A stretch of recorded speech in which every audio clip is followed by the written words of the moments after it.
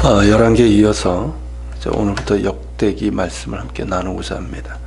오늘 역대기 첫날이라 이제 개관적으로 좀 소개를 하면, 역대기의 히브리어 명칭은 디브레이 하야밈이라고 합니다. 디브레이 하야밈, 그러니까 그날들의 사건들 또는 그날들의 말씀들이란 뜻입니다.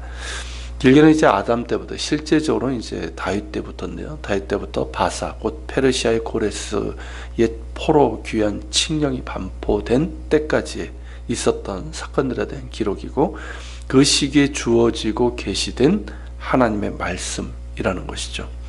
물론 전형적인 역사서 자체가 아니기 때문에 그 시기의 모든 일들을 전체를 기록한 것은 아니지만, 그 시기에 있었던 중요한 일들을 중심으로 다윗 언약이라는 관점에서 기록하고 있습니다.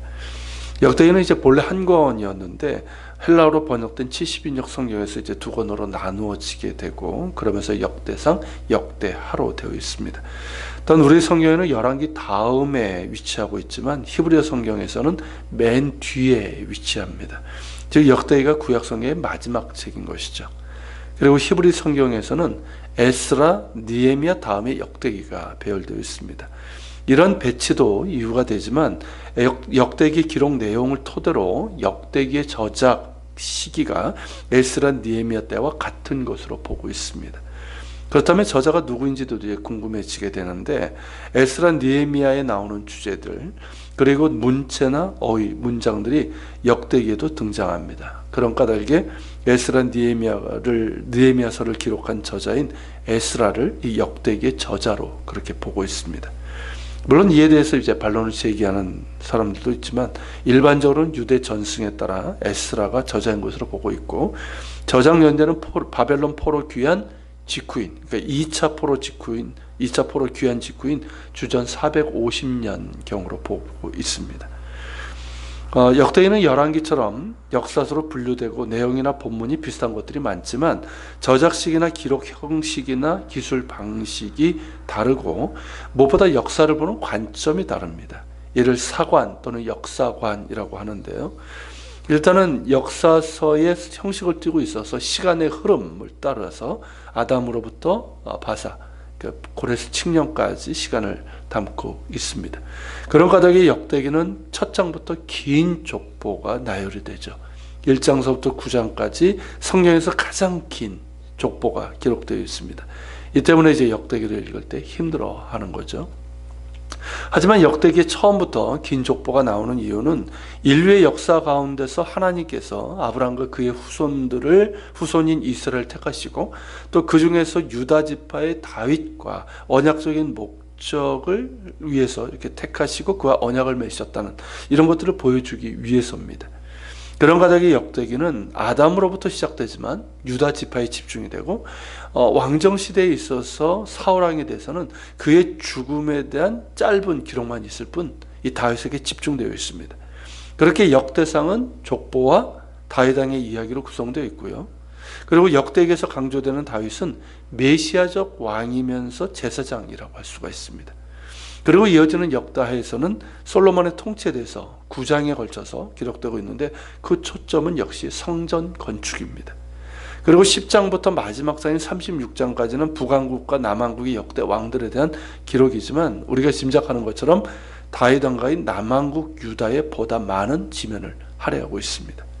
이런 구조를 통해서 볼 때 역대기의 사관이자 주제는 다윗 언약이고, 부차적으로는 성전, 그리고 성전과 관련된 제사장입니다.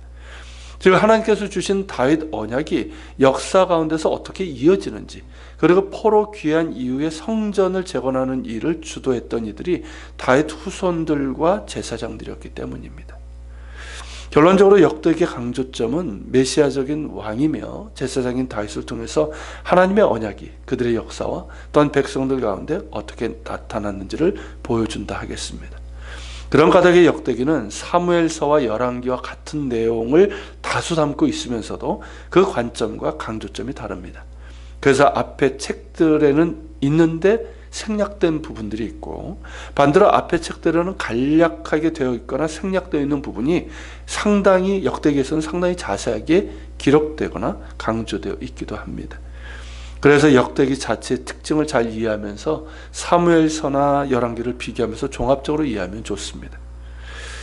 우리가 구약 성경의 역사서들을 통해서 보는 것은 단순히 역사적인 흐름이나 내용만을 파악하는 데 있지 않습니다.